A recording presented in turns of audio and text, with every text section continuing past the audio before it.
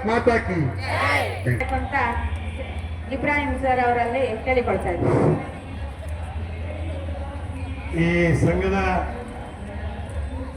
ಅಧ್ಯಕ್ಷೆಯಾಗಿರ್ತಕ್ಕಂಥ ಸೋದರಿ ಪ್ರೇಮರವರೇ, ಜಯಲಕ್ಷ್ಮಿ ಅವರೇ, ಉಮಾಮಣಿ ಅವರೇ, ವಿಶಾಲಾಕ್ಷಿ ಅವರೇ, ನಿರ್ಮಲಾ ಅವರೇ, ಶಾಂತಾರವರೇ, ಭಾರತೀರವರೇ ಮತ್ತು ಮೂಲ ಸಂಸ್ಥಾಪಕರಾದಂಥ ಬಸವರಾಜರವರೇ, ನನ್ನ ಜೊತೆಯಲ್ಲಿ ಬಂದಿರತಕ್ಕಂಥ ಕೋಡಳ್ಳಿ ಚಂದ್ರಶೇಖರ್ ಅವರೇ, ಮಾರ್ಸಂಗ ಮುನಿಯಪ್ಪನವರೇ, ಗೋಪಿನಾಥ್ರವರೇ, ಮುನಿಯಪ್ಪನವರೇ, ನಮ್ಮ ಹೊಸನಗರದಿಂದ ಬಂದಿರತಕ್ಕಂಥ ಸಹೋದರ ಅಂತ ಹಾಲೇಲಿ ಅವರೇ, ನೆರೆದಂಥ ಎಲ್ಲ ಸಹೋದರಿಯರೇ, ನಿಮ್ಮನ್ನು ನೋಡಿದ್ರೆ ಏನು ಹೇಳ್ಬೇಕು ಅಂತ ಗೊತ್ತಾಗ್ತಾ ಇಲ್ಲ ನನಗೆ. 50 ವರ್ಷ ಎಷ್ಟೋ ಜನ ಸೇರಿ ರಿಟೈರ್ಡ್ ಆಗಿ ಸತ್ತೋದ್ರು, ಆದ್ರೂ ಸಮಸ್ಯೆ ಪರಿಹಾರ ಆಗಿಲ್ಲ. ನಿಮ್ ಪರಿಸ್ಥಿತಿ ಏನಾಗಿದೆ ಅಂತ ಹೇಳಿದ್ರೆ, ಮನೆಯಲ್ಲಿ ಸೀರಿಯಸ್ ಆಗಿರೋ ಕಾಯಿಲೆ ಬಿದ್ದಿರೋ ದೇಹ ಇದ್ದಂಗೆ, ಅವರು ಬಂದು ಅಯ್ಯೋ ಪಾಪ, ಇವರು ಬಂದು ಅಯ್ಯೋ ಪಾಪ. ಈ ಅಯ್ಯೋ ಪಾಪದ ಮಾತು ಕೇಳಿ ಕೇಳಿ ಇವತ್ತು ಎಷ್ಟು ಪರಿಸ್ಥಿತಿ. ಸರ್ಕಾರ ನಡೆಸೋರಿಗೆ ಕನಿಷ್ಠ ಪಕ್ಷ ಇವತ್ತು MLA ಸಂಬಳ ಇದೆ 1 ಲಕ್ಷ, ಒಂದು ಮಂತ್ರಿಗೆ ಸಂಬಳ ಇದೆ 2.5 ಲಕ್ಷ.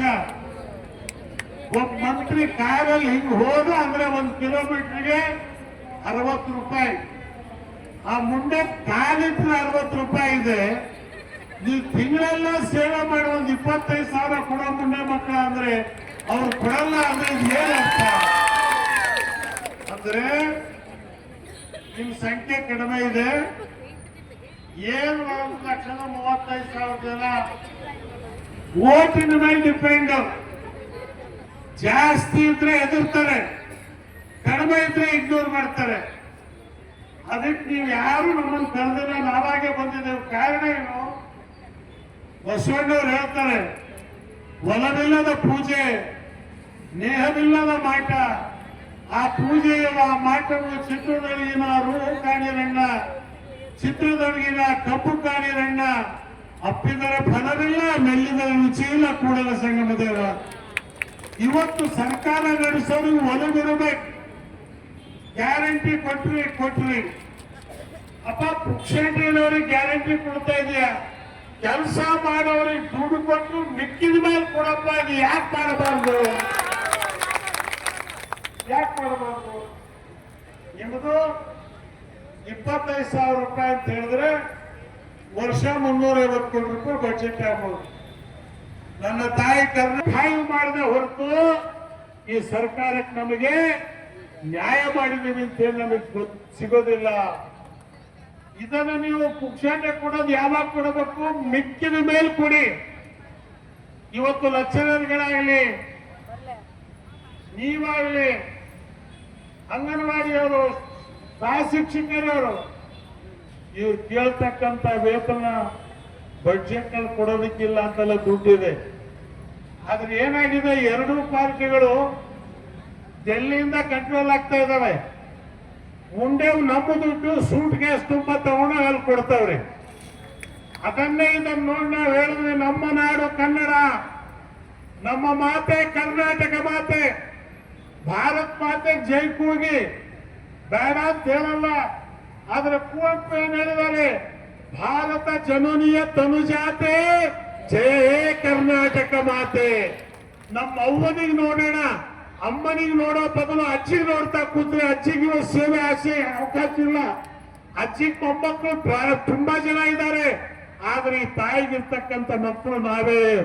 ಈ ನಮ್ಮ ತಾಯಿಗೆ ನಾವು ನೋಡದೇ ಇದ್ರೆ, ಇದರ ಗೌರವವನ್ನು ನಾವೇ ತಿಳಿದೇ ಇದ್ರೆ, ನಿಮ್ಗೆ ಹೇಳ್ತೇನೆ, ನಾವು ದೇಶಕ್ಕೆ ದೊಡ್ಡ ಅನ್ಯಾಯ ಮಾಡ್ದಂಗಾಗತ್ತೆ.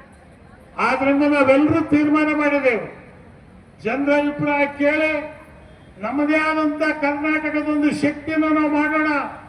ನಮ್ಮ ತೀರ್ಮಾನ ನಾವು ತಗೋಬೇಕು. ಎಲ್ಲೆಲ್ಲಿರೋ ದೊಡ್ಡಪ್ಪನಿಲ್ಲ.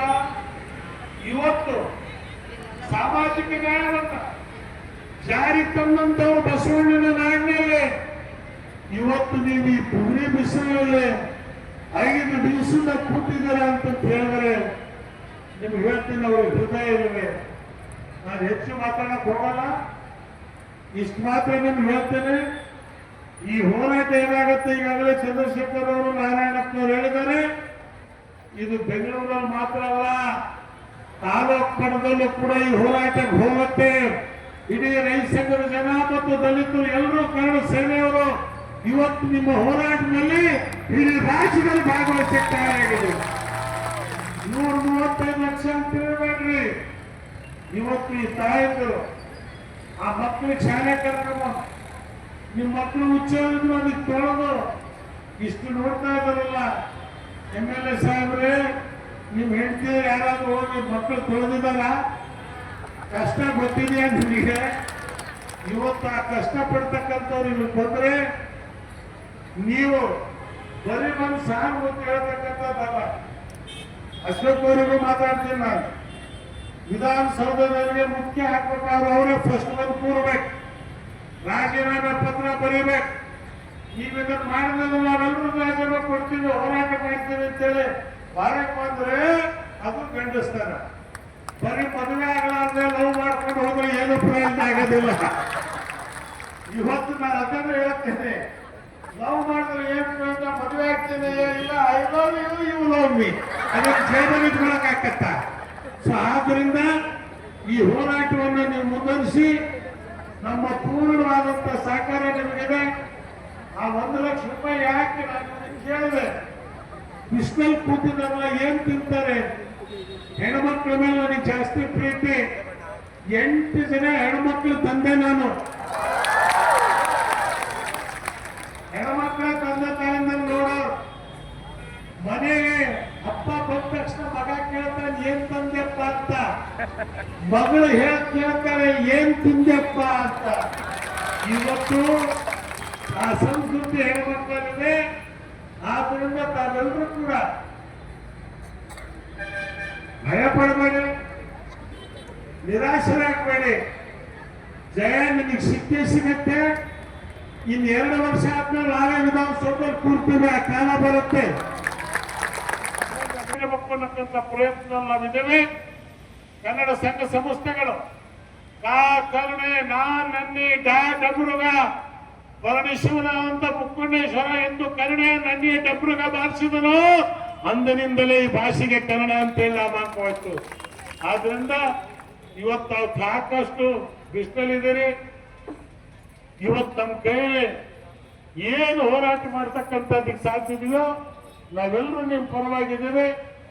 ಭಗವಂತ ನಮ್ಮ ಕೈ ಹಿಡಿತಾನೆ, ದೇವರು ನಮ್ಮ ಪರವಾಗಿದ್ದಾನೆ. ಕಾರಣ ನಾವೇನು ಪುಕ್ಷಟೆ ಕೇಳ್ತಾ ಇಲ್ಲ, ನಾವು ದುಡಿಮೆ ನಮಗೆ ಕೊಡಿ ಅಂತ ಕೇಳ್ತಾ ಇದ್ದೇವೆ. ಆ ಭಗವಂತನ ಸಹಾಯ ಇದೆ ಅನ್ನೋದಕ್ಕೆ ಇವತ್ತು ನೀವು ಕರೀದೇ ಇದ್ರು ನಾವೆಲ್ಲರೂ ಬಂದಿದ್ದೀವಿ ಇವತ್ತಿನ ದಿವಸ. ಅದಕ್ಕೆ ನಾನು ಹೇಳ್ತಕ್ಕಂಥದ್ದು, ಮುಂದೆ ಕೂಡ ನೀವು ಯೋಚನೆ ಮಾಡಿ, ಯಾರಿಗೆ ನಾವು ತಂದ್ರೆ ಒಳ್ಳೇದಾಗತ್ತೆ. ಸಾರ ಸಜ್ಜನರ ಸಂಘ ಮಾಡುವುದು, ದುರದುರ್ಜನರ ಸಂಘ ಬೇಡವಯ್ಯ. ಬಸವಣ್ಣ 12ನೇ ಶತಮಾನದಲ್ಲಿ ಹೇಳೋಗಿದ್ದಾರೆ. ಇವತ್ತು ನೀವು ಈ ಒಂದು 3ನೇ ಹೋರಾಟಕ್ಕೆ ಮುಂದೆ ಅಂಗನವಾಡಿಯವರು ಕೂಡ ಒಂದು ಶಕ್ತಿಯಾಗಿ ನೀವು ನಿಂತರೆ, ಇಡೀ ಹಳ್ಳಿಯಲ್ಲಿ ರೈತರು ನೀವು ಸೇರಿದ್ರೆ, ಕರ್ನಾಟಕ ರಾಜ್ಯದಲ್ಲಿ ಮತ್ತೆ ನನ್ನ ತಾಯಿ ಕನ್ನಡಮ್ಮನ ಹಸಿರು ಬಾವುಟ ಹಾರತ್ತೆ ಅನ್ನಕ್ಕಂತ ಮಾತನ್ನು ಹೇಳಿ